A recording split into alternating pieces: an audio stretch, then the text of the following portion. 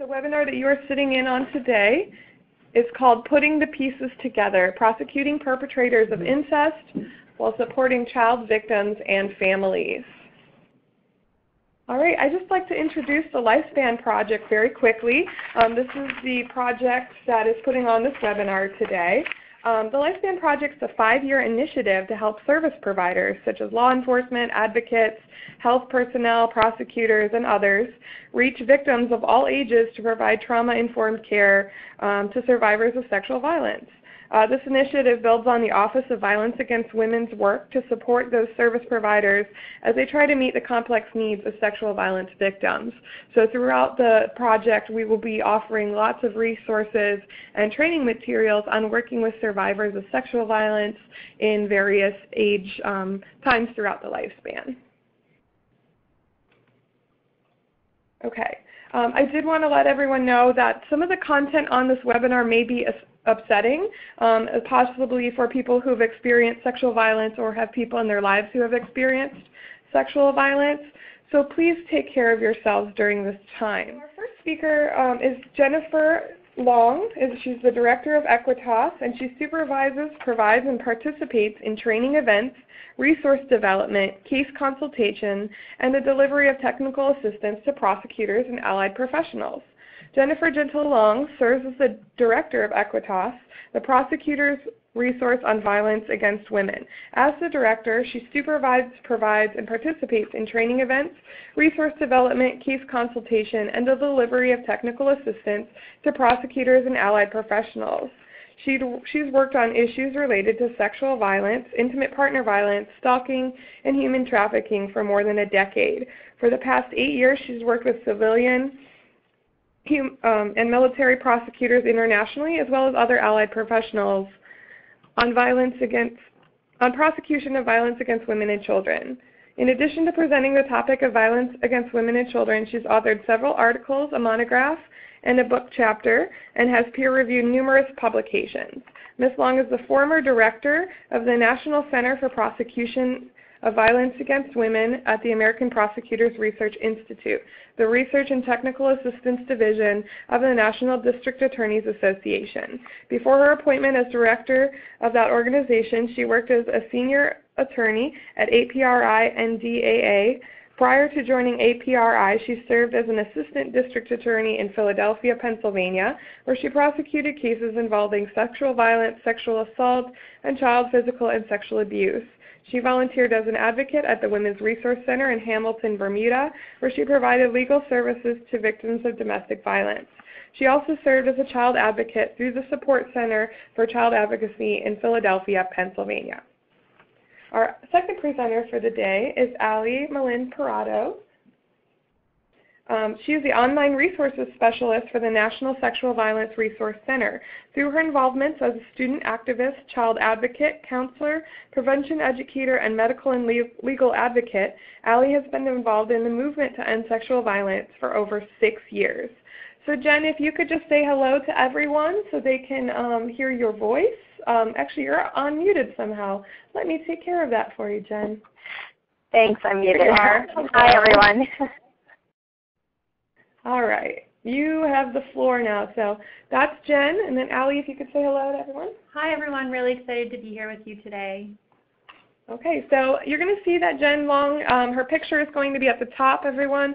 That's because she has the floor, so she has access to the slides. But at any point, Ali will be talking as well with you. Okay, great. So, Ali, did you want to go over the goals and objectives of this? Sure, I'm happy to do that. So Jennifer, Erica, and I have been working together for the past couple of months to brainstorm some information that we think would be really useful to everyone on prosecuting cases of incest, and I'm here today to provide a little bit on the advocacy perspective on that. Our goal for this webinar is to increase the knowledge and skills of prosecutors for identifying and responding to the unique needs of child survivors of incest. So what we're really trying to do is keep children's needs at the forefront of everything we're doing all throughout the system. Learning objectives for this webinar include recognizing the unique challenges related to investigation and prosecution of incest cases, overcoming potential barriers in the prosecution of incest cases to improve offender accountability, and collaborating with advocates to decrease the likelihood of re-traumatizing child victims during investigation and prosecution. So Jen is really the content expert on this webinar. I'm going to be providing a quick overview of our understanding of child sexual abuse and then some insight based on my experience as a children's advocate at a local rape crisis center for several years, who participated in cases as the advocate, as the voice and the handholder there for the child and for the families. Okay, so this is Allie. I'm going to be talking to you a little bit about what we're using for our working definition for incest for this webinar. And we want to start off today by defining child sexual abuse. If you have ideas of good definitions that you're using, please feel free to share them in the chat. We are going to share the definition that the NSVRC most commonly uses, and we base that on research by Finkelhor, Hammer, and Sedlock. And according to these researchers, child sexual abuse can involve sex acts that involve penetration, touching of the child's breasts or genitals, making a child touch the perpetrator's breasts or genitals, voyeurism, which is when a perpetrator looks at a child's naked body, exhibitionism, or when a perpetrator shows the child his or her naked body, and a variety of other behaviors. Ultimately, what we're thinking about when we're talking about child sexual abuse is any time a person chooses to expose a child to sexual acts or behaviors. Now, another element that's really important in a definition of incest is our understanding of family. And I want to make really clear that family means a lot of different things to a lot of different people. So we're going to try to be as inclusive in this definition as possible while keeping in mind that there are limitations within the law of what can qualify as family for definitions of incest. So we're going to define family for this webinar as any relatives by blood or marriage. So that can include siblings, parents, grandparents, aunts, uncles, cousins, and step-parents. And we recognize that people who live in the house for a long time, even if they're not related by blood or marriage, may feel like family to a child. So we're not saying that one of those people, if one of those people who is like family to a child perpetrates sexual abuse, that's not the same emotional impact or the same kind of trauma to that child. What we're saying is that we're focusing for this webinar on the legal definition for incest. So for our purposes today, our working definition of incest is child sexual abuse perpetrated by a family member. Allie? Yes. Allie, it's Jen. I just wanted to also jump in here and make a point that we had discussed earlier for folks, that the other thing we'll talk about later too is that for strategic reasons, if a case goes forward in prosecution, the incest may be charged or it may not be charged. And we'll talk about that more as we're putting together the case. But it's important for those on the folks who aren't investigators or prosecutors to know that your investigator or prosecutor should understand their role, and that it's very limited with respect to these victims, and that the advocate's role in what happened to the child and the victim survivor is important and needs to be supported regardless of what charges that we may strategically go forward on. And so if there's a decision not to go forward on an incest charge specifically, it really doesn't have a bearing on whether or not the child survivor is believed. It might be a strategic reason why we're doing that. Absolutely. Thank you, Jennifer. That's a great point. And note, too, that the experience for the child or for the family may be very different than what you're expecting.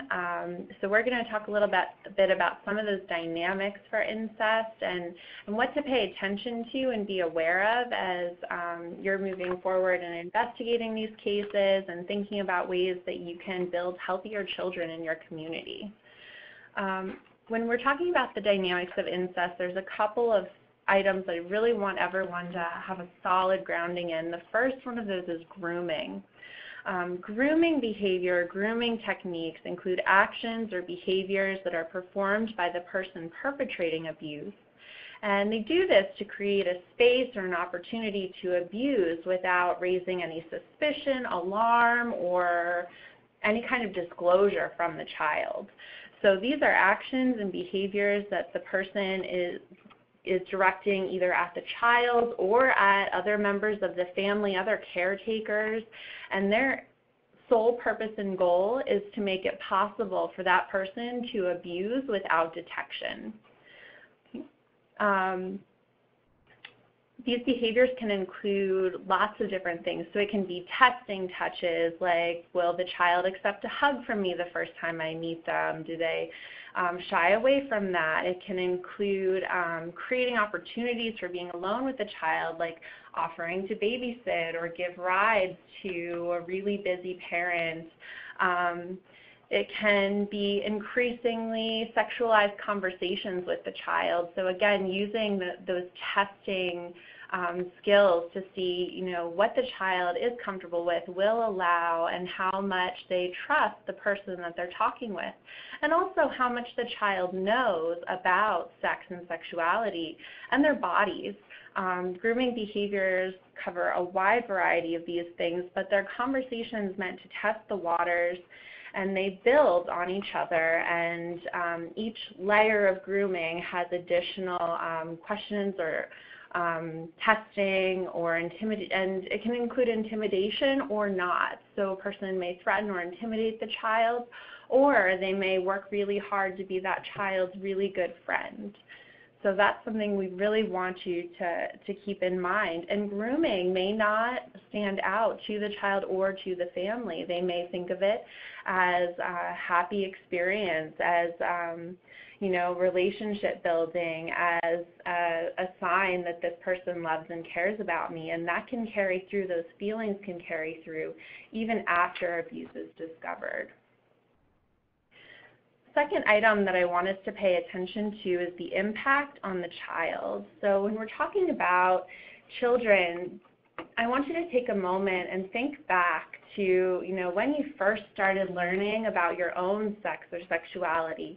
Where were you getting your information from? Who was teaching and telling you the things that you were learning? I know for me, I learned a lot more than I probably ever wanted to on the bus ride to school. And some of it, I learned things that I didn't even know I didn't know. And I'm talking like second grade here, so it's not something that pops up out of the blue as soon as puberty starts. It can be much earlier than that. But keep in mind that there are healthy and unhealthy ways that children develop their sexuality and that they learn about sexuality, and a range of experiences and reactions from liking to attention to fear to confusion. A person who is grooming a child is teaching that child in some way, shape, or form about sexuality, even if it's in an unhealthy, abusive way. And that child may have a reaction of enjoying the attention, of curiosity, of wanting to know more, or of enjoying the feeling of the touches they're receiving. For the families involved in cases of incest, it can be really difficult. Keep in mind that a perpetrator of incest may spend a lot of time gaining the trust of family members and the child, developing these relationships. It's a member of your family, so those feelings about your family members don't go away when you learn something new or bad about them or something they've done. You still have those feelings of intimacy, of connection, and of trust, in addition to your fear, your confusion, your hurt. So what happens sometimes is that two camps form on different sides of a courtroom aisle. So on one side, you may have a parent or a caregiver who wants so badly to be supportive of the child and to have the child taken care of and have a healthy journey forward from the disclosure of abuse, but they also have these deep feelings and this long-standing relationship with the family member who abused the child. So they're trying to navigate both sides of the aisle and be loving and supportive, and their own feelings about being loving and supportive to both the child and to the person who abused the child. The parent or caregiver may side with the offender in these cases because it is just so outside of their understanding of who this person is to believe that they could hurt a child. It doesn't make this okay, and I encourage everyone in the lives of children to believe the child no matter what, and understand that these disclosures don't come out of nowhere. The community may also be a source of disbelief. So people may question the child's disclosure. Ideas presented by the perpetrator may make a lot more sense and be a lot more viable to community members in addition to family members. So be aware that you may receive flack or feedback from the community that is not supportive even of child victims. Other things to keep in mind, the family's access to resources may be really changed significantly in the process of disclosure or prosecution of these cases. Family members who abuse children can be responsible for paying the mortgage or providing transportation, providing childcare, and trusted to do those things. So as soon as that person is removed from the child's life, whether by court order or otherwise, it has a major impact. So non-offending family members face significant challenges in trying to find ways to provide for their families, meet basic needs, and to do this without the help that they had relied on so frequently from the person who was grooming the child.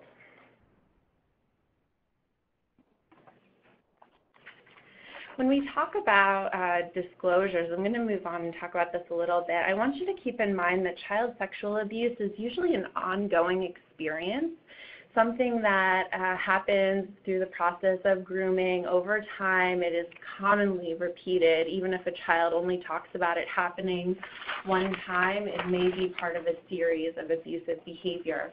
So the disclosure many times is what the child or the family views as the event. It's the thing that happened that made a change in lifestyle. So if we're looking at disclosure as an event, your presence in that child's life wouldn't have come about had they not had this disclosure event. So even though sexual abuse seems like a big deal, seems like a major event or a major happening, it's been normalized due to this grooming process and this ongoing nature. We want to make sure that we understand that that disclosure can seem like the event and the thing that the child and the families are talking most about. Also understand that disclosures can happen in two different ways. One can be an intentional disclosure where the child knows that they're telling, they're thinking about who they're telling, they're thinking about how they're telling it, and just making decisions about the disclosure. It becomes too heavy to carry on alone, or they're just so confused that they seek someone else's advice. This might be on-purpose disclosure, but there's also disclosures that are unintentional or accidental. And these happen when when a person notices actions, behaviors, or comments that the child is making, which lead them to suspect sexual abuse. So the way that a child discloses, whether it's intentional or accidental, can really influence the way that the child responds after the disclosure, how likely they are to recant during a court case, things like that. And there are many barriers to disclosure. So, obviously we want all children to feel safe enough to talk about something they're confused about and to ask questions about sex and sexuality, particularly when there's unhealthy information being shared or abuse happening. But too often there are barriers. So the child might delay because they're trying to figure it out. There could be a significant delay sometimes. So we're going to talk more about that when we get to our scenarios later. The child may not be sure what happened. They may have no understanding of sex or sexuality. And many children don't know the names for their body parts. They use different nicknames or things that are introduced, things that are used in their families. So if a child comes in and is talking about their hoo-ha, that might not mean something to any other person, but it means something to the child or to the family. And without that knowledge, the child has a difficulty in expressing or explaining what's going on with them or what isn't right. The child may also experience fear out of intimidation or being blamed for what happened or feel responsible for what happened. They may also not want to tell because of love and affection for their perpetrator. And there may be lack of support within the family or community system. So if a child isn't feeling like they're going to get the support or response that they are needing in order to feel safe, they're less likely to make that disclosure.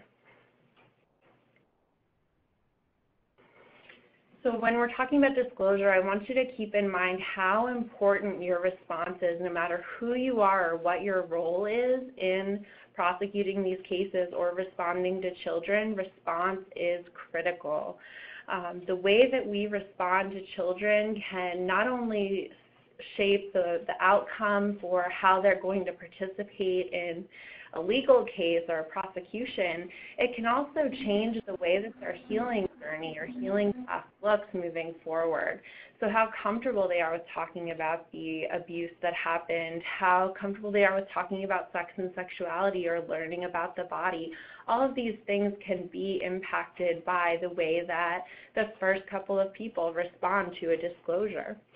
And all too often, children are asked to disclose multiple times. So first to the parent they decide to tell, then to the police officer, then to children and youth workers, then to the prosecutor, then to the defense attorney, then to their doctor, and they're asked to repeat this over and over again. Each response can have a major impact.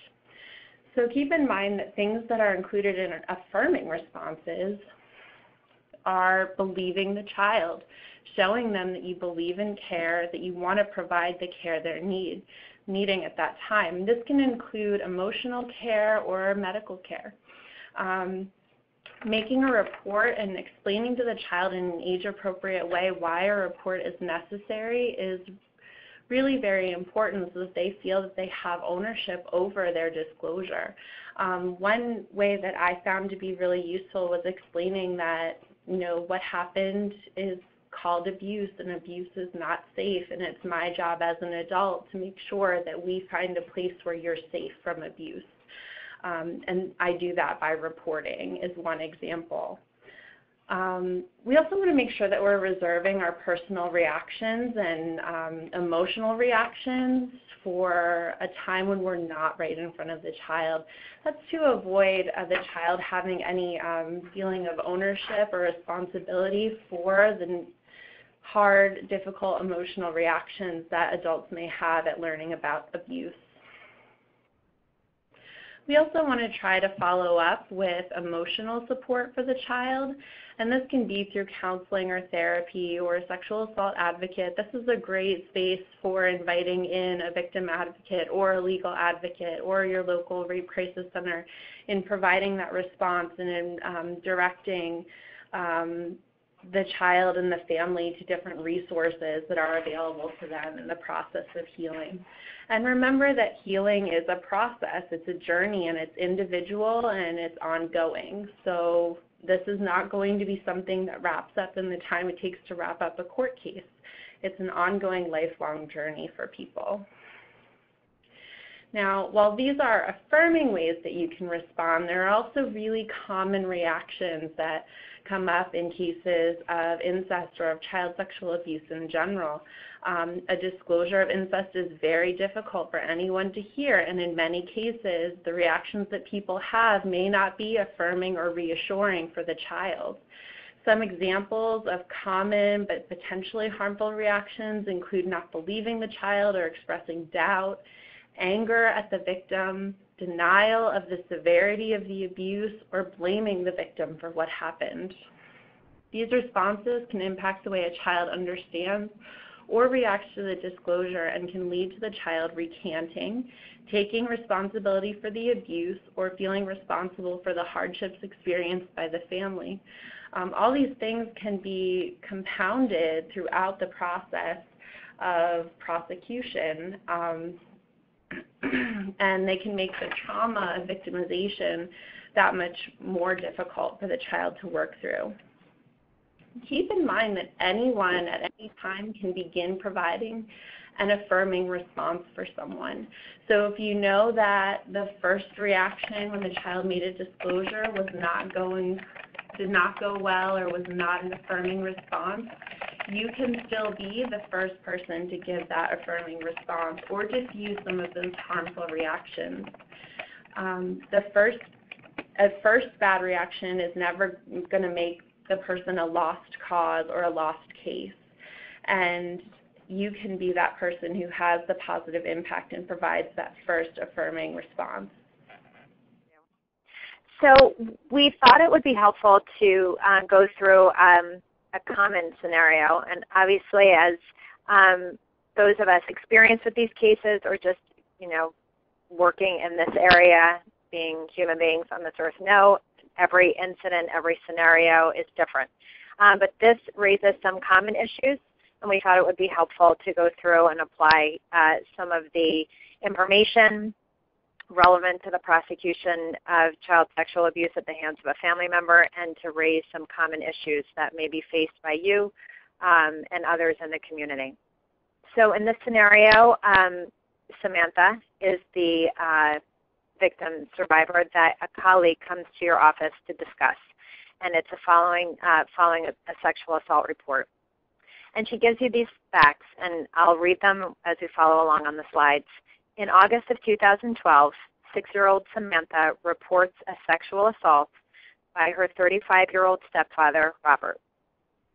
And Samantha reported, and this is the quote, "My mom was working, so my dad was watching me. We got McDonald's, my favorite, and we were watching a basketball game. And I was eating lunch. He was drinking water. I came over to him after lunch, and he pulled me onto his lap and started to play the tickle game. He tickled my tummy and under my shirt. Then he rubbed my hiney on his lap.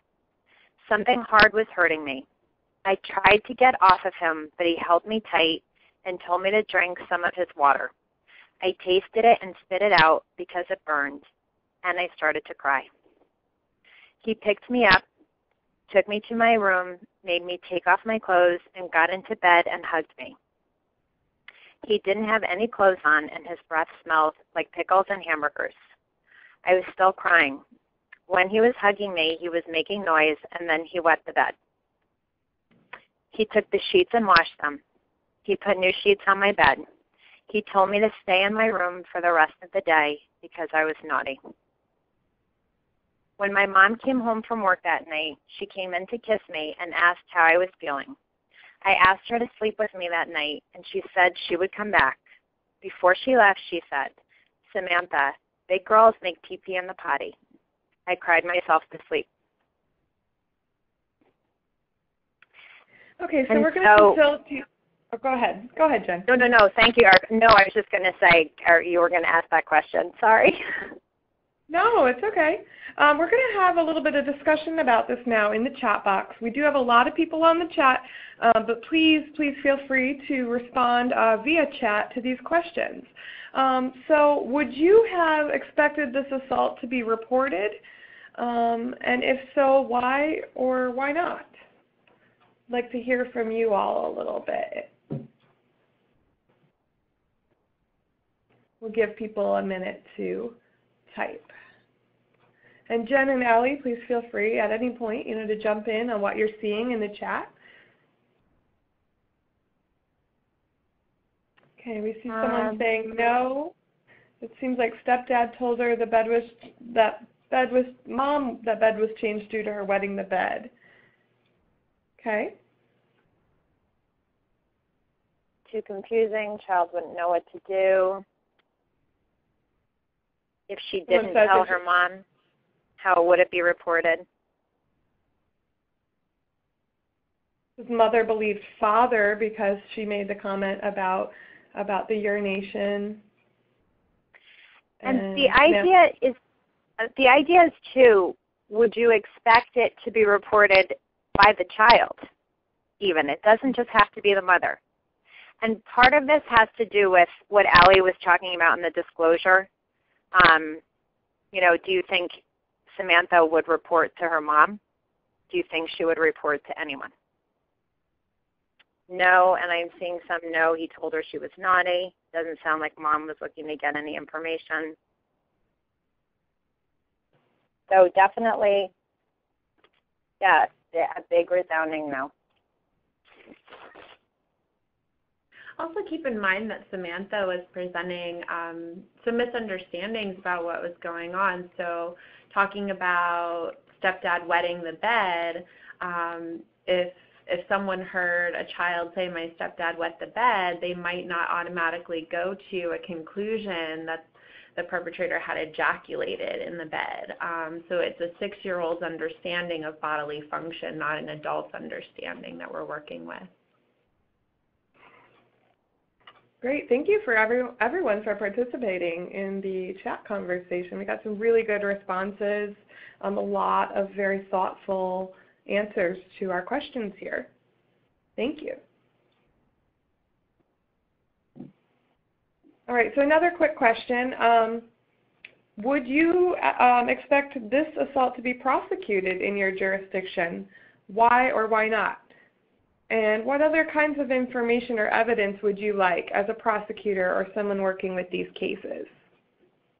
And don't forget, the person who's come in the office has this report. So at this point, we're going to assume that at some point a report has gotten on your desk, whether you are child protective, law enforcement, prosecutor.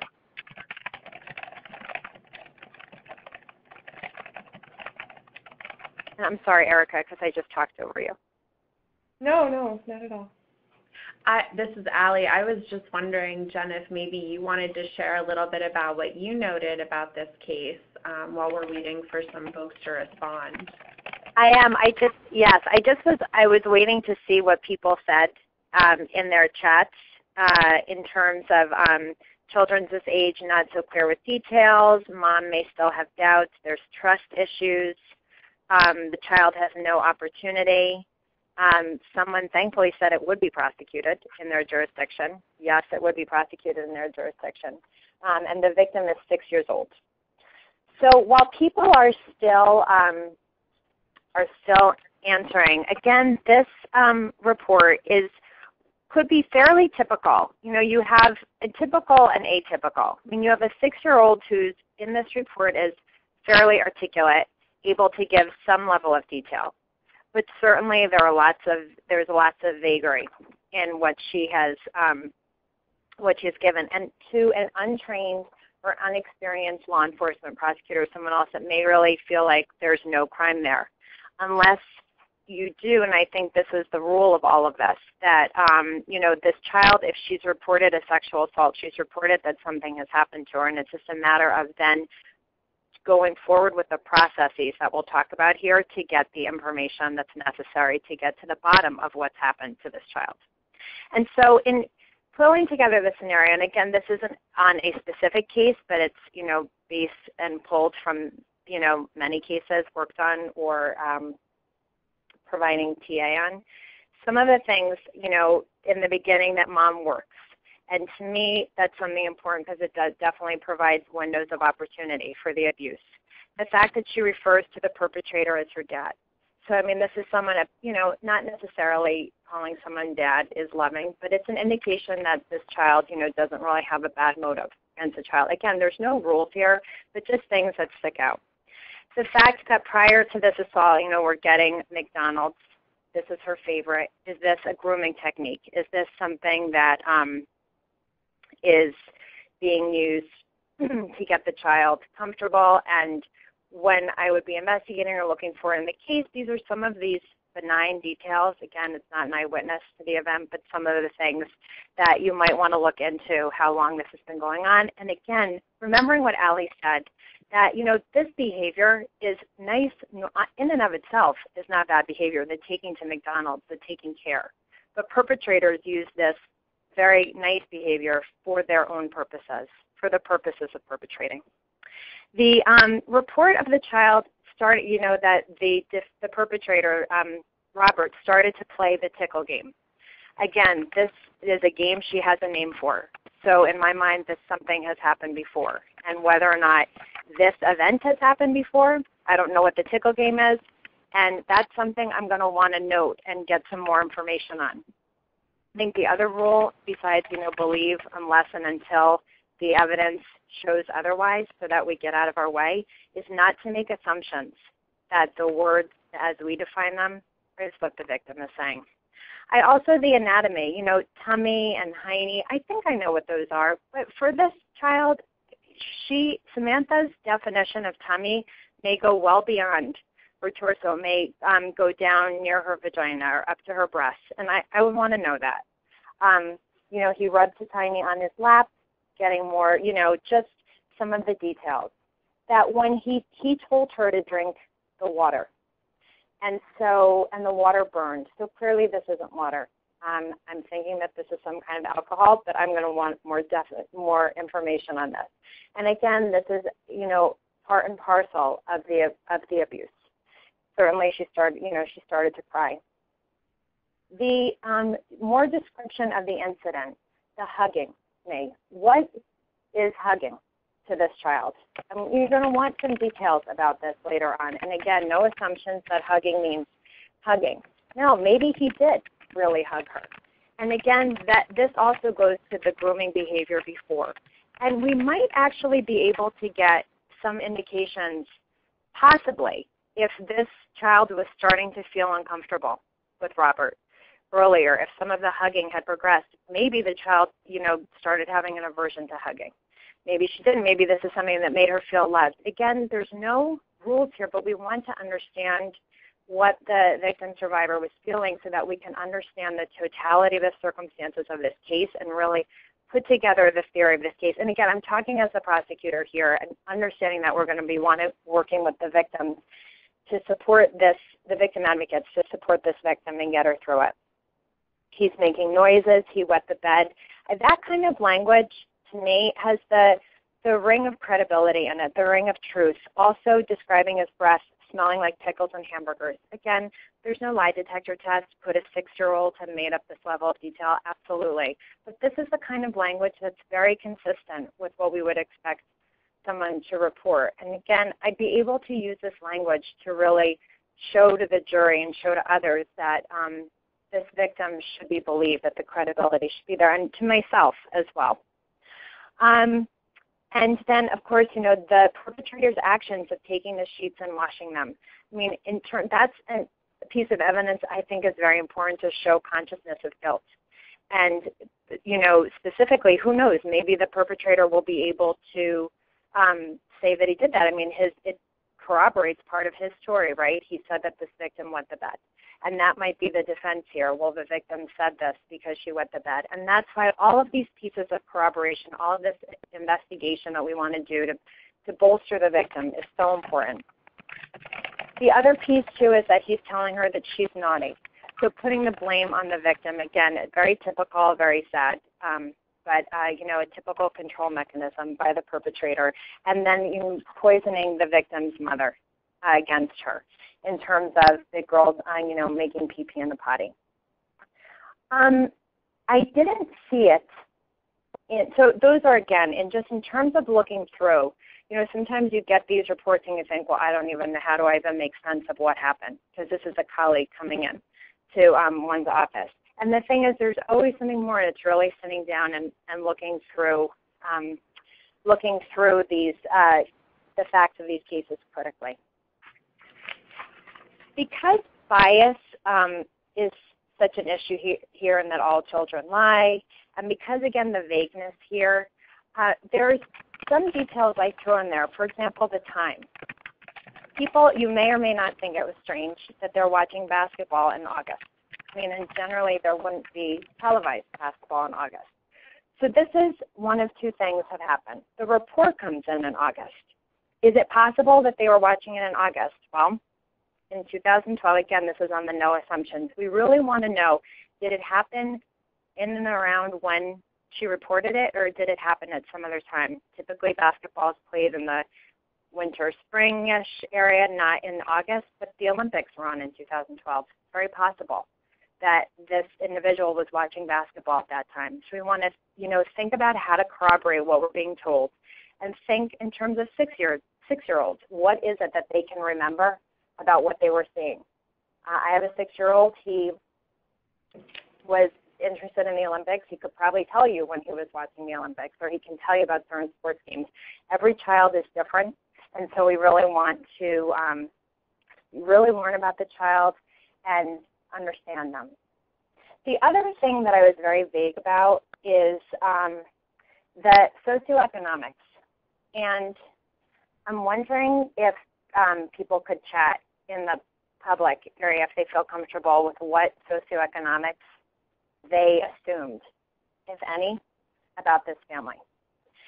And the reason I was vague about it is because, again, this really could be any family. It could be a dual income family. It could be a family where the mother's working. It could be high income. You could have a mother who's and father who are doctors, attorneys, people working in at different times at night, ER doctors. You also could have these individuals could be involved. They could be prostituted in traffic. The woman herself could be sexually exploited. We don't know what sort of work was being done here. And again, these are all assumptions we want to be careful of making. And it's things that are going to bear heavily upon the case. Sadly, as all of you may know too well, even the best non-offending caregiver, in this case, we'll assume the mother, not only is she remarried to this man, so she has a bias to, not believe that she's married a perpetrator, and it's perfectly human, but of course, to want to believe the best in people, of course, we hold our caretakers accountable for, when their eyes are open, for taking care of their children. When I say hold accountable, I mean, in this case, we expect her to do the right thing. And we'll talk about what to do a little bit later on if our non-offending caregiver, if the mother in this case, turns against the victim. But, there are other things. If you've got someone who's working at night and really relying, as Allie talked about before, on this perpetrator for child care, the mother is a student, or something else, we just want to think about all of the barriers to the caregiver's ability to believe the child. Allie, did you want to make any other points before I moved on? No, I think you covered it. Thanks, Jen. Okay. So just to reinforce what Allie had said, obviously the multidisciplinary response is critical here, and that's law enforcement, child protective services, prosecution, medical, mental health, victim advocacy, child advocacy centers we talked about, and teachers, really thinking broadly. I think even in the most functioning of jurisdictions and communities, we always want to be thinking about who are we not in communication with? Who should we be making sure we train so that if they come into contact with one of these victims, their response is affirming, that they understand on different victimization, and that they can really assess, substance abuse, the whole host. And we know that this multidisciplinary response is really critical to not only the support of the victim, but in supporting investigations and prosecutions, because it helps uncover critical information and co-occurring crimes that will keep this victim safe, but may also uncover relevant evidence or other legal issues, or uncover medical issues that those of us in our discipline may not have seen. Now, obviously, the multidisciplinary components complement each other, but there are times when the duties conflict. And I think the most obvious of that are those in prosecution and victim advocacy. And when I say their duties conflict, not only the roles, because the prosecutor is a representative of the community, the sovereign, the jurisdiction, while the victim advocate is representing the victim. But our duties, and this is very critical, differ as well. Victim advocates have confidentiality and privilege duties to the clients. Prosecutors have an obligation to disclose to the defendant evidence that's relevant, exculpatory evidence, evidence that's, possibly shows that this defendant is not guilty. And, without getting into the minutia of how this is uncovered, it's just important to know that the confidentiality obviously doesn't extend to a prosecutor or law enforcement. And so it's important to know those duties up front when we're working together in a team, respect them, and that's from both sides. The prosecution needs to respect the role of the victim advocate, and also victim advocates and others need to understand the limitations on the ability of the prosecution to keep things confidential and privileged. Did you want to make a point on that, Sally? Sure. So I know that in sitting on multidisciplinary teams as a children's advocate, it was often a frustrating experience to balance those different roles and understand where each person is coming from in those kinds of collaborations.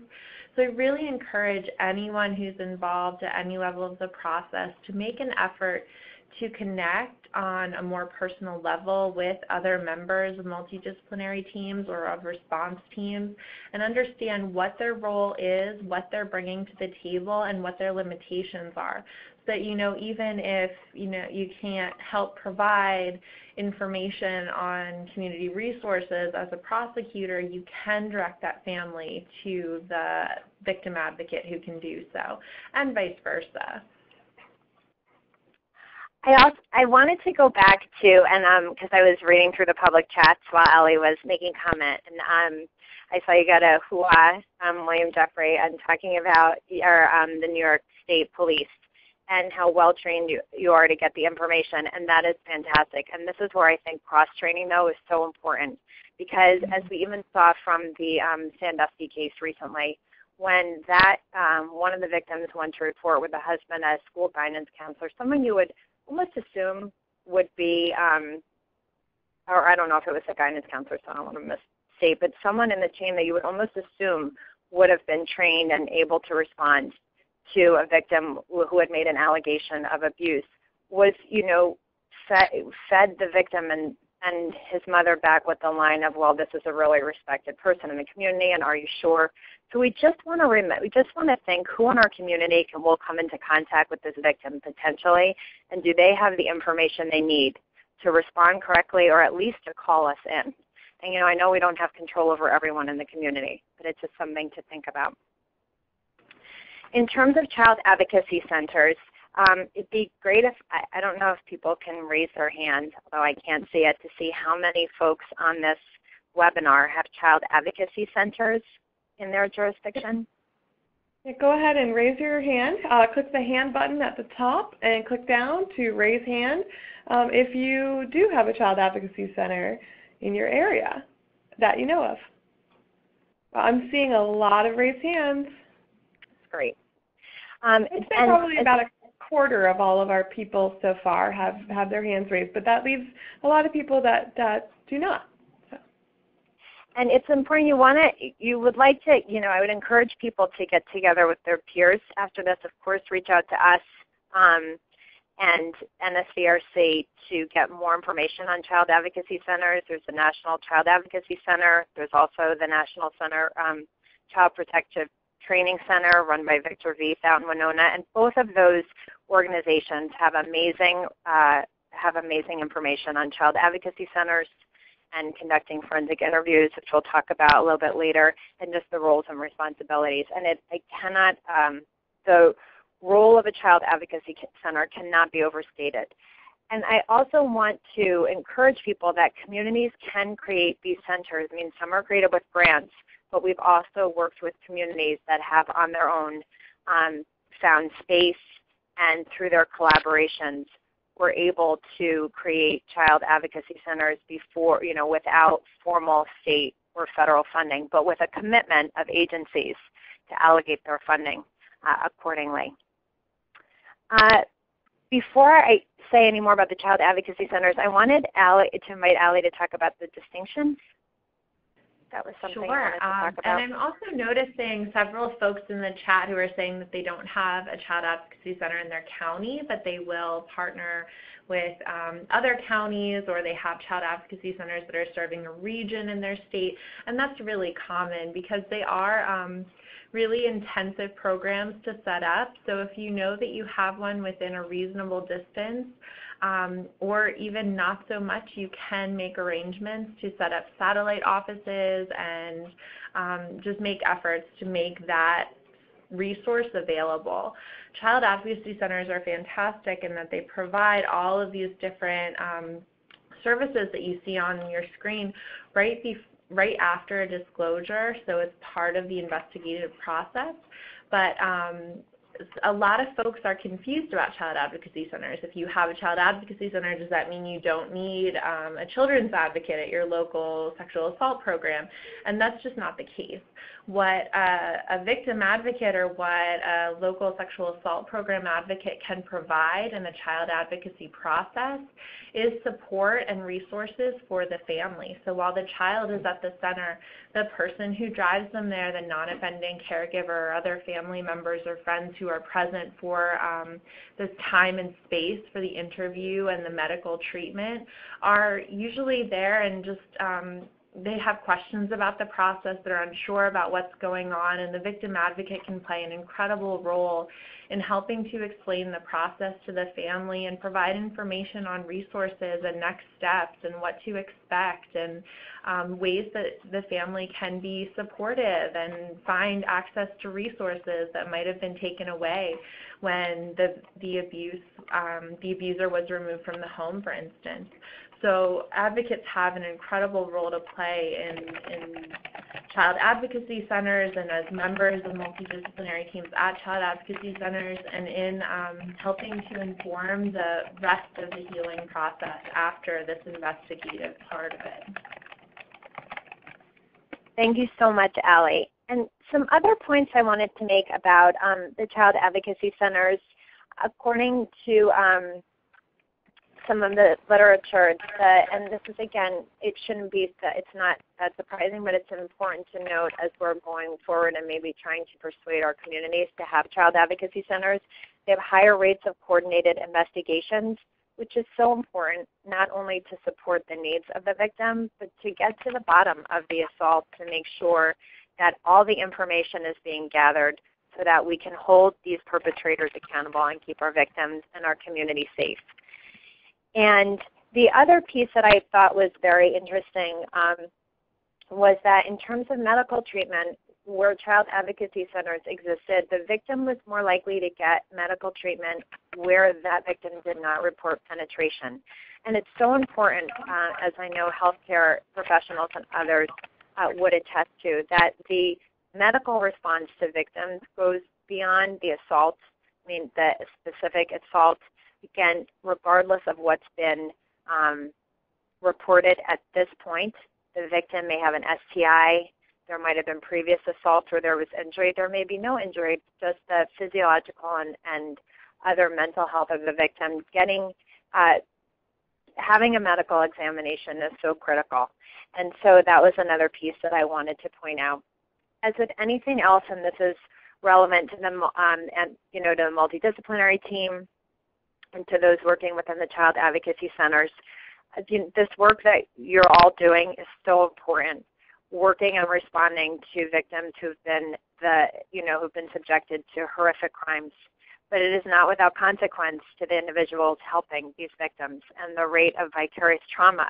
The impact of the work on the service provider and prosecutor and law enforcement personnel's lives is oftentimes overlooked by those professionals. Some professions more than others, it's just not part of the culture to really even notice how the work is impacting you and your family life or your professional life and how you're treating other victims. And the mental health toll, I don't mean clinical mental health, but just the psychological toll of working on these cases can be great. So it's important to take care of yourself, and there's no shame in in asking for assistance, even, professional assistance, and even just peer assistance with people who understand what you're going through and that you can talk to about your experience working in these cases. And a very important component of the Child Advocacy Center, although obviously you don't need a Child Advocacy Center to be conducting these, are forensic interviews. And the benefits of the interviews can't be overstated, and they're listed on the slide. But I wanted to just, talk about the fact that these are objective, neutral, fact-finding interviews. They are designed to look at an allegation to assess or evaluate the allegation of child maltreatment. They're coordinated so that they avoid duplicative interviewing.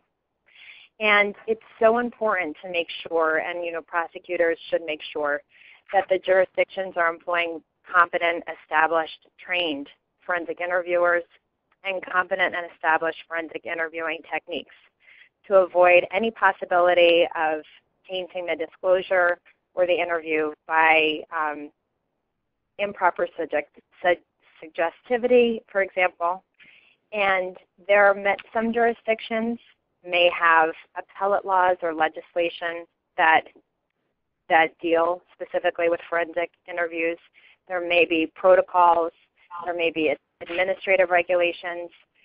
States may have certified certain forensic interviewing protocols, and it's just important to know, because it is, again, so important to conduct them not only for the safety of the child, but to be able to reveal the important victims, other victims or perpetrators, but to be able to defend the interview as well. So some of the key components to being able to defend this interview: having well-trained interviewers, and the two forensic interviewing trainings that we like to talk about are the one offered by the National Child Protection Training Center in collaboration with Corner House, and the other is offered through the National Child Advocacy Center. That these interviewers not only are well-trained, but that they continue to work on their skills and enhance them. That there are interview protocols that are used that are supported by research. That these interviews are documented. That there's never reliance solely on the interview. That the rules of evidence are understood, and that's not because we're asking questions in that way, but I think it enhances the fact that the interviewer is going to understand the importance of documenting demeanor, for example, or other things.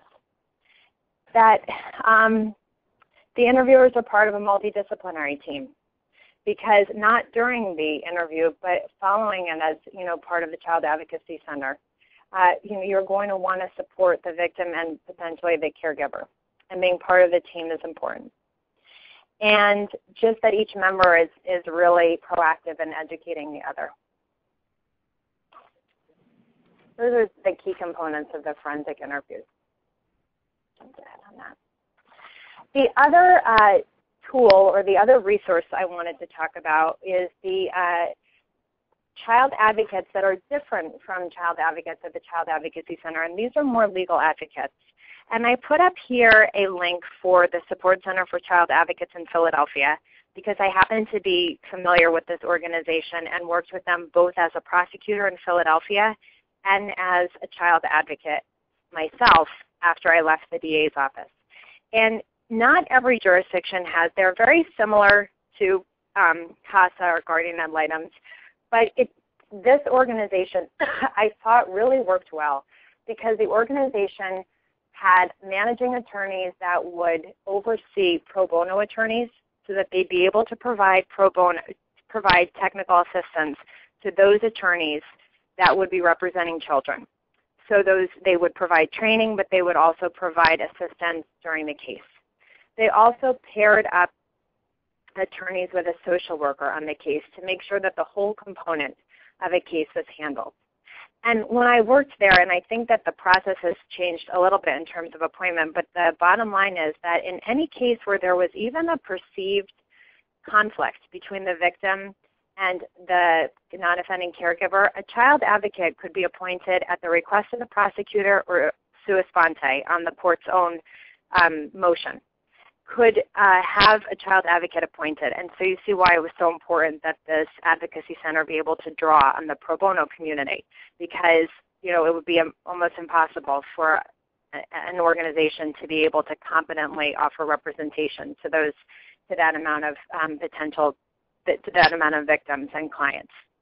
And because so many, well-intentioned attorneys may not necessarily have the specialized training and information, I thought that TA component with the attorneys from the support center who could offer that to the pro bono attorneys was very important, to make sure that they were offering the best, most informed, competent service that the victims deserved. And the thing that was really critical is because, as all of you know, the legal advocacy needs of a child that's involved in these cases can span not only from potential issues related to the prosecution of the case, but it's really intertwined with the dependency issues as well. There may be termination proceedings that come out of a case if, for example, it's determined that there's been longstanding abuse, that what you think is a non-offending caregiver actually is an offending caregiver, or this individual refuses to keep the perpetrator out of the house, or there might be family members who might be able to take custody. There might be school issues. And so both the child advocate who stands as in this particular case in Pennsylvania, the law is a little bit unique. It's your guardian ad litem and the child advocate. So you're both arguing for what the child articulates that they want, but also what's in the child's best interest. So it's a little controversial, but very effective. But then you're paired with the social worker to be able to handle all of the needs. But I can tell you from my experience that it really was a safety net to prevent children from slipping through the cracks of a very overburdened system. Even the best, most well-intentioned systems are so overburdened. The other point, again, to make in terms of looking at these cases is that although these offenders are oftentimes seen as not dangerous in-home offenders, they are dangerous. They perpetrate on their victims multiple times. They're invested. They betray the trust of their victims, and the consequences are far-reaching. And really making that argument to those in the system who might minimize the offense or the perpetrator is important. That's all the way up through the system. The other is also making sure, and this is important in putting together the trial, that although there's not a gun or a knife used, the grooming and other techniques, the driving a wedge between the child and their mother in this case, saying the child is naughty, saying that the 6-year-old is wetting her bed, the shame and humiliation, are the weapons that are used by these perpetrators. And so it's important to understand these dynamics, the grooming and the other control mechanisms and the insidious ways of potentially intimidating the victim to be able to effectively put the case together. I know that we talked about the disclosure and the particular time in this particular scenario that we had. We're not sure if this is a delayed disclosure that was triggered by a specific event, and that's what caused this child to report in August, or if if it was a delay of just a few days. As a prosecutor, I'm always never surprised, but always disappointed that even in this day and age, with all of this research, you still may have jurors or other people who may see, a delay of a couple of days as something that's a delay that cuts against the credibility of a child. So in this case, I would want to be thinking about the mother's response to the child, and I would want to bring that in to show, the circumstances surrounding the child's disclosure and things that might have prevented the child from disclosing sooner, although to me, we certainly recognize that some of the disclosures, if they come at all, are very delayed. But again, as prosecutors, we have to be ready to describe this, to explain this to the judges and to the jury. The other piece, too, is that corroboration is key. And the bias about child credibility, for the reasons discussed before, is pervasive. And it is important to recognize that the kind of corroboration here, it doesn't have to be an eyewitness. It can be things that corroborate what the child is saying, things that the defendant will corroborate the child is saying. For example, that the defendant washed the sheets. And again, the defendant, that's going to potentially, the defendant will use it to bolster his argument that, you know, well, this child is just making this disclosure to get out of the fact that, you know, she wet the bed. And it's up to the prosecutor to really unravel that and to show how really ridiculous that sort of allegation is. And the other things that I pointed out earlier, too, just that the breath smelled like pickles and hamburgers, some of those things that bring in the reality. They're so key and so important. The, you know, other behaviors that the victim may have displayed, and that doesn't necessarily mean, okay, won't always be the case. Victims may become withdrawn, they may not, and it's, as prosecutors, we take the information and as we have it, and we use it to advocate for our position. But it's important to see it. The other thing is also, like I said, just little things like the basketball game. Is there a way to corroborate that with something more?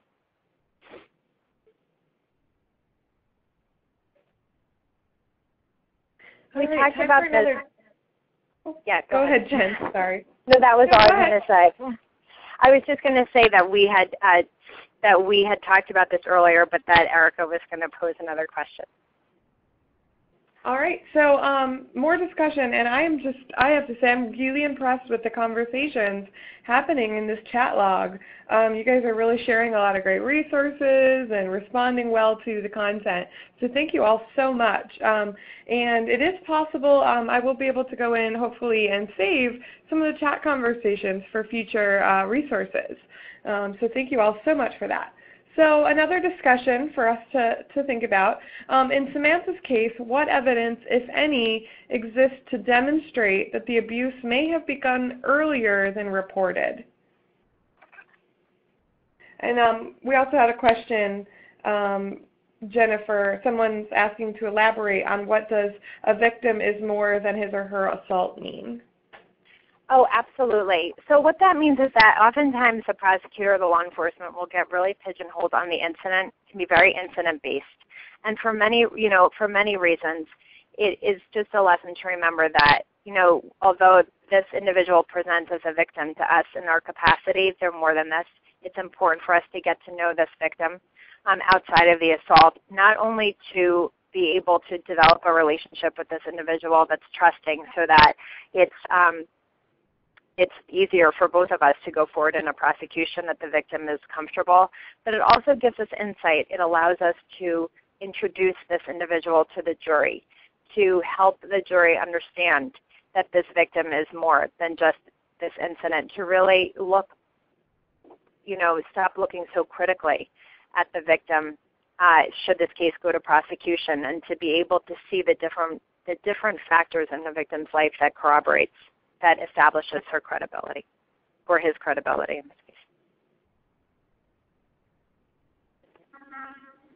All right, we're getting a lot of people talking about the tickle game, Jennifer, and how her stepdad knew her favorite foods and the time that they would spend alone together. That seems to be a common thread in what people are responding.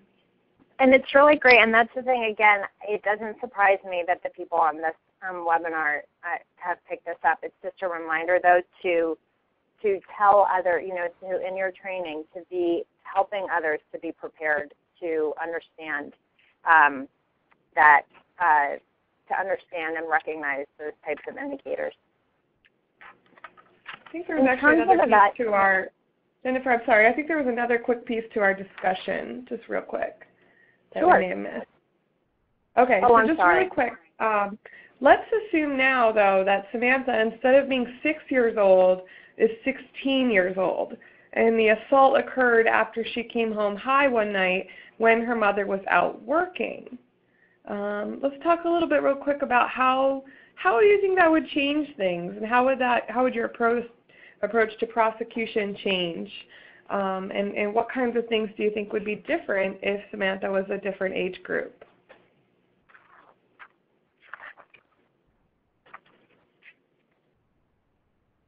So Allie or Jen, I didn't know if you wanted to talk about that a little bit while we get the responses in through the chat as well.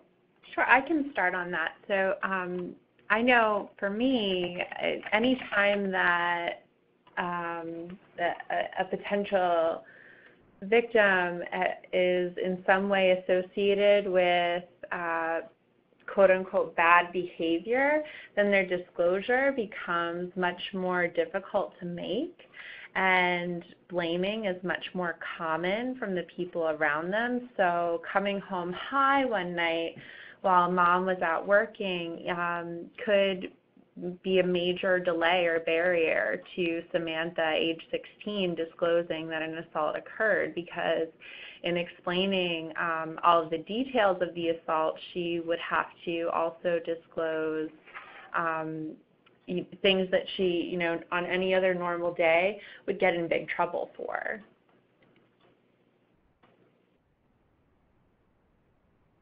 Yeah, I don't really have much, much more to add. Just that, again, the same, the defense that we would expect is just the different motivation for Samantha fabricating. And so, again, we want to point to the fact that details around the disclosure and any other disclosures that she may have made to other friends or others before this piece. Really good responses so far in the chat, everyone. Really impressed with the way you're all thinking about this. So if you get a chance, make sure you read the responses of your fellow participants, because they have a lot of really good things to say. The last three concepts that I wanted to go over were just in terms of pretrial motions. I think this is the most important key about why it's so important to follow up on these disclosures, because it helps document for us other acts that can be used against a perpetrator, but even where other acts can't be used. We can introduce other evidence of a perpetrator's other acts as part of our motion prep. And we should really be thinking broadly about exposing perpetrators through our motion practice and helping shield and support victims. And so the slide I have now up is it's actually a service on victim support dog, and it's the case in which the use of this dog in court was upheld. This is Ellie out of Washington State. And to just remind folks to not only think very broadly about the motions that could be filed in your jurisdictions, but not to be afraid when the defense tries to, throw up roadblocks saying that this is, unfairly prejudicing the jury. Because in this case, this particular support was found to be appropriate and relevant for this victim. Let's see. The other place I wanted to just go, because I think we've talked about some of the other issues, is on competency and on, and I'm sorry, my slides are misnumbered, so I think I skipped over competency, and I think I'm going to just confuse things. I'm going to try and hit it if I get it wrong. Okay. You can move around as needed. I'm going to try it one more time. There it is. Okay. And just so people know, we're gonna skip just a few slides for time reasons, but I will make the slides available to an email that will come to you about 15 minutes after the webinar is over. And the more information is in there, but just in terms of the competency, the rule that governs competency is 601, and basically all competency is to show that the victim knows the difference between fantasy and reality, between what has actually happened. And so in this case, because of the child's age, I would say that you should prepare for a competency hearing. But based on the report, just the report that we have alone, I would expect that this child would clearly be competent to testify. And in terms of the competency hearing, we also want to think about those in this child's realm, teachers, other support folks, that can support that this child is, is competent and does know the difference between truth and a lie, and have those people testify if necessary. And the final areas have to deal with Crawford and forfeiture by wrongdoing. And specifically in these cases where a victim These deal with out-of-court statements made by a victim that a prosecutor wants to introduce. And the case law is long and varied. We have resources, and one of our resources on Crawford is here because the trainings on these are an hour and a half on their own. But basically, a child's out-of-court testimonial statement is admissible. Admissible only if that child is unavailable and there's been a prior opportunity to cross-examine a defendant. And because that may be rare, oftentimes what the prosecution will be fighting is that with a court is to say that a statement that they're trying to bring in is admissible, that it's non-testimonial. And in this case, their statements really made in the course of reporting an emergency, not to report on something. And in these cases particularly where intimidation is so prevalent, one of the greatest tools that the prosecutors have are forfeiture by wrongdoing. And basically, the defendant's constitutional right, the right to confront witnesses, comes from the Sixth Amendment. But it's not an absolute right. And where that perpetrator prevents a witness or victim from testifying against him for the purpose of, by their wrongdoing, for the purpose of preventing their testimony, that testimony, that those statements can come in to trial. And the hearings at which that is determined are hearsay can come in at those hearings. The burden of proof is preponderance of evidence. It's not beyond a reasonable doubt. And wrongdoing is defined very generally. It can be bribes. It can be other threats. And so in these cases, really looking at what perpetrators have done to silence or make their victims unavailable. If you have a victim who is not not participating, not in court, won't testify, to really look at the resources that we have available to determine how to put together these cases and how to admit this evidence. And the forfeiture by wrongdoing is one of the greatest tools the prosecutor has. And at this point, I can turn it back over to you, Erica, because that was the last point I wanted to make. And I know I'm a little over. I'm sorry. Okay. I just want to make sure there's plenty of time for questions. So yes, we did skip a few slides, but they will be sent to you afterwards. But we want to make sure that we're open for questions for a little bit. And before we open the chat up for questions, I would like to also share that the National Sexual Violence Resource Center has a wonderful technical assistance team. And what that means is that if at any point you have any questions about anything we talked about or need resources or support, you can contact us. And Jill, if you could put up that email address, that'd be very helpful. So we're going to have an email address up for you that at any point you can contact us, and we can connect you with the appropriate resources or the appropriate people to get you the best help needed. We are here for you to support you. So if at any point there's any questions you have outside of what we're able to answer today, please don't hesitate to contact us. Okay, so if anyone has any questions, please feel free to type them in the chat box, and we will address those for you. Allie, and while people are coming up with questions or thinking about questions they might want to ask, I just wanted to take a couple of seconds to talk about some post-trial issues. So I want to emphasize that a trial is not the be-all and end-all of an experience of child sexual abuse. So even after the trial is over, whether the verdict comes back guilty, not guilty, or hung jury, or whatever it is, you still have a child on your hand who is on a healing journey. So anything that you can do to provide additional support or feedback, referring that child to resources in the community, it's so important that you keep that in mind, that this is not over for that child or that family when the trial is over. Also keep in mind that the legal process takes a long time, so while you may have referred the child to a child advocate to work with at the first hearing, that long period of time could mean a disruption in services or difficulty in following through with support services. So keeping victim advocates and your local sexual assault programs involved and alert and aware of what's going on in the legal process so that you can reconnect the families with those advocates as different parts of the court process come up can make a big difference. If you're not thinking about those things, or you don't have a victim advocacy program that's thinking about those things, then you're putting responsibility for finding support on the family, and they have a lot going on right now without that. We have a question in our chat box. It's a really good question. How do I get a mom or siblings to support a child who's been sexually assaulted by the father? Or probably could work for any kind of family member who's maybe not being supportive. Yeah.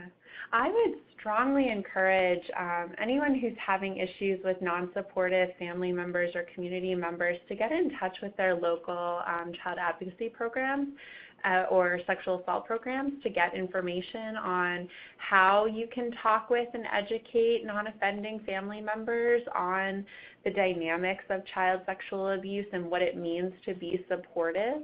A lot of times this lack of support comes from just disbelief at the situation. Normal reactions to abnormal behaviors can even be harmful.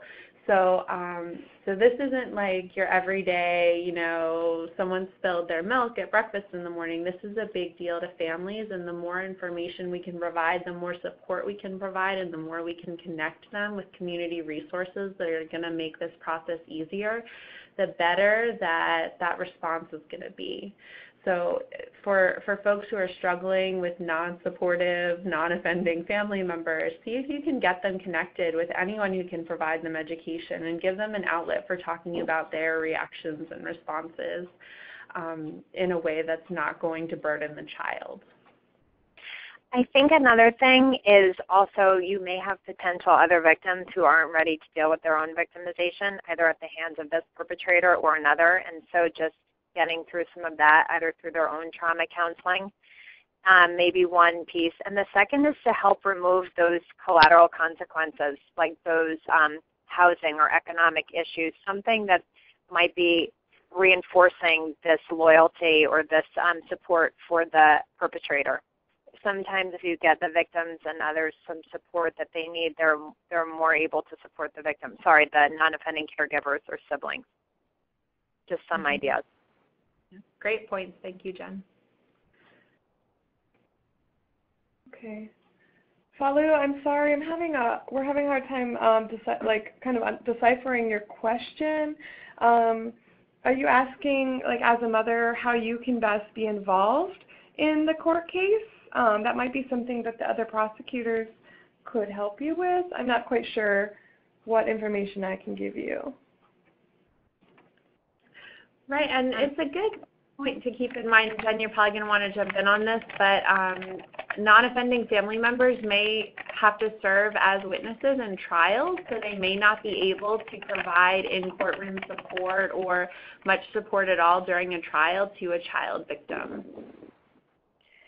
Yeah, that is a very good point. And so making sure that you're working with victim advocates to support the child, making sure that you're supported, just reassuring this child that it's not their fault, that you love them, that you believe in them, even when it's a scary process, is so important. And we try and do that as prosecutors and others in the system, but we're often pulled by different cases. This isn't an excuse at all, but an explanation. We could be pulled by different cases or by this case, the judge or others requiring things of us. And so any support that you can give is amazing. Okay, well, we're going to wrap up here and share some resources with you. I just want to show you the resources slides. You will be getting these sent to you shortly. Lots of great links and information, as well as some references that were used to different cases and resources throughout the webinar. So if you actually need a certificate, we can get one developed for you. You can just email me at erich, so erich, at nsvrc.org. I'll put my email address in the email again. We will work on getting you a certificate of attendance. So just shoot me an email so that I will have it ready for you and can get that to you as needed. So thank you all for attending. I will send these slides to you. And please, please, please, if you have any questions, in addition to what we've talked about, please contact resources at NSVRC.org, and we will get you taken care of and get you all the information you need. Also, feel free to access our webpage, NSVRC.org, with lots and lots of library resources, as well as Jennifer Long's organization's website, Equitas. It's equitasresource.org. We'll help you get in touch with us. So here's all of our contact information. Courtney, if you could please just email me directly, because it might be hard for me to get everybody down. So just email me, erich@nsvrc.org for certificates. So thank you all very much. Please feel free to contact us as needed. Thank you, Jen. Thank you, Allie. You were wonderful. We really appreciate you. Thanks, everyone. Thank you, everyone, for the work you're doing on this issue.